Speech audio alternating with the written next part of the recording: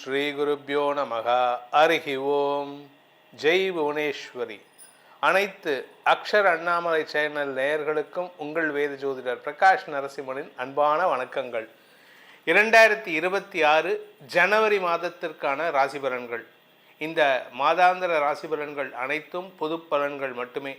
திருக்கணித பஞ்சாங்க முறைப்படி கணிக்கப்படுகின்ற இந்த பலன்கள் உங்களுக்கு சாதகமாகவோ பாதகமாகவோ நடந்திட உங்களுடைய ஜனனகால ஜாதகம் மற்றும் தசாபக்திகள் துணை நிற்க வேண்டும். இந்த மாதத்திற்கான ஜனவரி மாதத்திற்கான கிரக நிலவரத்தை இப்போ நம்ம பார்க்க போகிறோம். இந்த 1ஆம் தேதி ஜனவரி 1, 2026 அன்று சந்திரன் தன்னுடைய பயணத்தை ரிஷபராசியிலிருந்து உச்சஸ்தானத்திலிருந்து துவக்கிறாரு. குரு பகவான் வக்ரகதியில் மிதுன ராசியில் இருக்கார். கேது சிம்ம ராசியில் சஞ்சாரம் பண்ணுறாரு. தனுசு ராசியில் சூரியன், புதன், சுக்கிரன், செவ்வாய் ஆகிய கிரகங்களின் சேர்க்கை இருக்குது. கும்பராசியில் ராகு இருக்கார். மீன ராசியில் சனி பகவான் சஞ்சாரம் பண்ணுறாரு. இந்த சனியின் 10ஆம் பார்வை தனுசு ராசியில் இருக்கக்கூடிய 4 கிரகங்களுக்கும், குருவின் 7ஆம் பார்வை, வக்ர குருவின் 7ஆம் பார்வை தனுசு ராசியில் இருக்கக்கூடிய 4 கிரகங்களுக்கும் கிடைக்கிறது. இதனால் மிக்ஸ்டு ரிசல்ட்ஸ் கிடைக்கிறதுக்கு வாய்ப்புகள் இருக்குது. இந்த மாதத்தில் ஏற்படக்கூடிய கிரக பயிற்சிகள், ஜனவரி 12ஆம் தேதி அன்னைக்கு தனுசு ராசியில் இருக்கக்கூடிய சுக்கிரன் மகர ராசிக்கு பயிற்சி ஆகிறார். அதே சமயம் ஜனவரி 14ஆம் தேதி சூரியன் மத்தியானம் 3:01 தனுசு ராசியிலிருந்து மகர ராசிக்கு பயிற்சி ஆகிறாரு. மகர மாத பிறப்பு அதாவது தை மாத பிறப்பு. ஜனவரி 15ஆம் தேதி தனுசு ராசியில் இருக்கிற செவ்வாய் தன்னுடைய உச்சஸ்தானம்னு சொல்லக்கூடிய மகர ராசிக்குள்ள பிரவேசமாகிறாரு. அதே சமயம் புதன் ஜனவரி 17ஆம் தேதி அன்னைக்கு தனுசு ராசியிலிருந்து மகர ராசிக்கு பயிற்சி ஆகிறார்.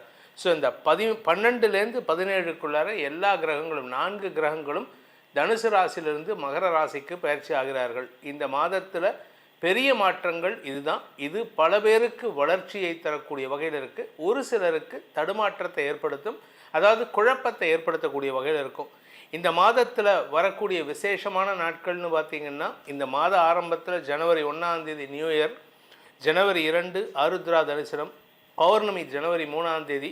அதே சமயம் பார்த்திங்கன்னா தைப்பொங்கல், போகி பண்டிகை 14ஆம் தேதி, தைப்பொங்கல் 15ஆம் தேதி, மாட்டுப்பொங்கல் 16, காணும் பொங்கல் 17ஆம் தேதி, ரத சப்தமி 25. அதே சமயம் இந்த மாதத்தில் தைப்பொங்கல் அன்னைக்கு உத்தராயண புண்ணிய காலம் பிறக்கிறது. இது ரொம்ப விசேஷமானது.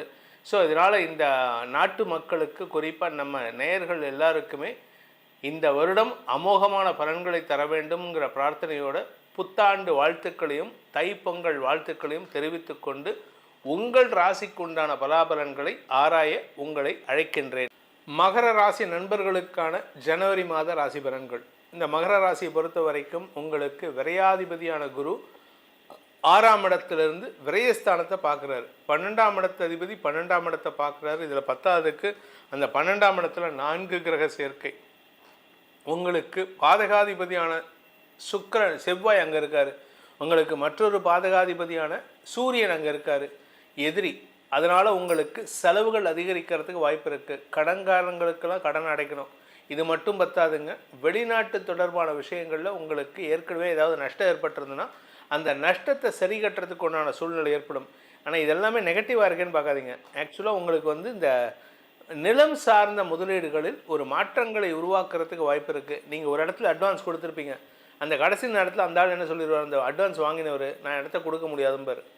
அதை பேஸ் பண்ணி ஒரு பிளானை போட்டு வச்சுருப்பீங்க. அந்த பிளான் எக்ஸிக்யூஷன் லெவலில் இருக்கும், இதை நடத்த முடியாது.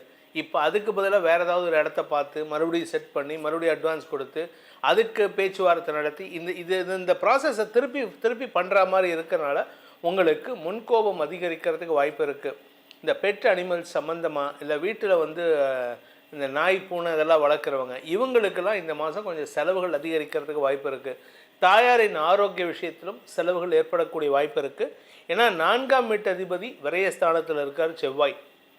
இதில் 4ஆம் வீட்டு அதிபதி ஜனவரி 15ஆம் தேதிக்கு மேலே ராசிக்குள்ளே வராரு, உச்சமடைகிறார். உச்சமடைகிறதுனால என்ன பலன் அப்படின்னா, உங்களுக்கு நிலம் சார்ந்த விஷயங்கள் அமையக்கூடிய வாய்ப்பு ஏற்படும்.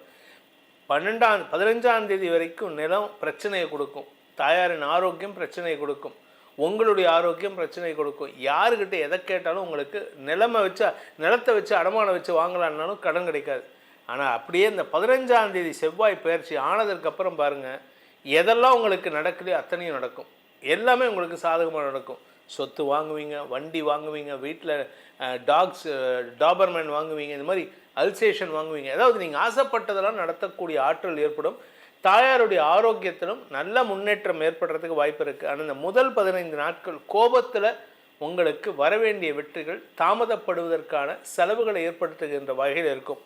இந்த மகர ராசியை பொறுத்த வரைக்கும் உங்களுக்கு சந்திராஷ்டம நாட்கள் அப்படின்னு பார்த்தீங்கன்னா ஜனவரி 6ஆம் தேதி மத்தியானம் 12:16 ஜனவரி 8ஆம் தேதி மாலை 6:39 வரைக்கும் சந்திராஷ்டம நாட்கள். அந்த நாட்களில் சந்திரன் அஷ்டமஸ்தானமான சிம்ம ராசியில் உட்காந்துட்டு இருக்கார் கேதுவோடு இணைஞ்சு. இந்த கேதுவோடு இணைஞ்சாலே விரக்தி மனப்பான்மை வார்த்தைகளில் வெளிப்படக்கூடிய வாய்ப்பு இருக்குது. வார்த்தையில் நெகட்டிவாக பேசுவீங்க. என்ன நடந்து என்ன பிரயோஜனம், குடும்பம் சரியில்லை, என் ஒய்ஃப் சரியில்லை, என் தம்பி சரியில்லை, அண்ணன் சரியில்லை, இப்படி அடுத்தவங்களை குத்தஞ்சொல்லியே இந்த மாதம் கழிப்பீங்க. அதனால் கவனமாக பேசுங்க. இது உறவுகளுக்குள் பகைமை உணர்வை ஏற்படுத்தக்கூடிய வகையில் இருக்குது. இந்த ராசியில் பிறந்த குடும்ப தலைவிகளாகட்டும், உத்தியோகஸ்தர்களாகட்டும், படிக்கின்ற குழந்தைகளாகட்டும், உங்களுடைய வியாபார விஷயமாகட்டும், எந்த ஒரு விஷயத்திலும் நீங்கள் எடுக்கக்கூடிய முயற்சி முதல் 12 நாட்கள் செலவுகளை கொடுக்கும். எதிர்பாலினத்தவர்களால் உதவிகள் கிடைப்பதற்கான வாய்ப்பை மாத பிற்பகுதி ஏற்படுத்தி கொடுக்கறது. அதனால் உங்கள் வாழ்க்கை துணையுடன் அந்யோன்யம் பாராட்டுங்கள். வேறு வெளியாட்களோட தொடர்பு வச்சுக்கிறத குறைச்சிக்கோங்க. இந்த மாதத்திற்கான பரிகாரம், அதாவது மகர ராசியில் பிறந்தவர்கள் செய்ய வேண்டிய பரிகாரம் அப்படின்னா, சப்த கன்னிகையர்னு ஒரு தெய்வ குழுமம் உண்டு. அதாவது ஒரு குரூப் ஆஃப் தெய்வம். அது 7 பேர் இருப்பாங்க. சப்த கன்னிகை. அந்த சப்த கன்னிகை கிராம தேவதைன்னு சொல்லுவாங்க. கிராமத்தில் தான் இருப்பாங்க. எனக்குமே அந்த சப்த கன்னிகை தான் குலதெய்வம். அந்த சப்த கன்னிகை வழிபாடு செய்யுங்கள். இந்த மாதத்தில் உங்களுக்கு வரக்கூடிய தடுமாற்றங்கள் விலகும். மனநிலை ஒருமைப்பாடு ஏற்படும். இந்த மாதத்திற்கான ஜனவரி மாதத்திற்கான பலன்கள் உங்களுக்கு சாதக பாதங்களை அலசி ஆராய்ந்து கொடுப்பதில் பெருமகிழ்ச்சி கொள்கிறேன். இந்த மாதத்தில் வரக்கூடிய விசேஷமான நாட்களையும் சொல்லியிருக்கேன்.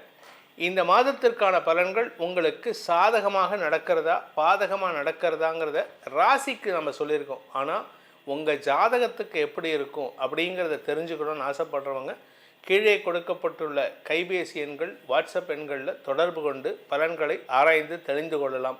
இதற்கு கட்டணம் உண்டு. வெளியூரில் இருக்கிறவங்க நேரில் வர முடிஞ்சாலோ, இல்லை சென்னையில் இருக்கிறவங்க நேரில் வர முடிஞ்சாலோ வாட்ஸ்அப்பில் டைரெக்டாக அப்பாயின்மெண்ட் வாங்கிட்டு வரலாம். இல்லாட்டி மற்றொரு எண்ணில் நீங்கள் உங்களுடைய பிறந்த விவரங்களை தெளிந்து கொண்டு ஷேர் பண்ணி அதன் மூலமாகவும் பலன்களை அறிந்து கொள்ளலாம். அதற்கு கட்டணம் உண்டு. இதன் மூலமாக இந்த 2026 ஜனவரி மாதத்தில் உங்களுக்கு நற்பலன்கள் வாரி வழங்க வேண்டும் எனும் அடியேனின் பிரார்த்தனையை சமர்ப்பித்து உங்கள் அனைவருக்கும் நல்வாழ்த்துக்களை தெரிவித்துக் கொண்டு உங்களிடமிருந்து விடைபெறுவது உங்கள் வேத ஜோதிடர் பிரகாஷ் நரசிம்மனின் அன்பான வணக்கங்களுடன். நன்றி, வணக்கம்.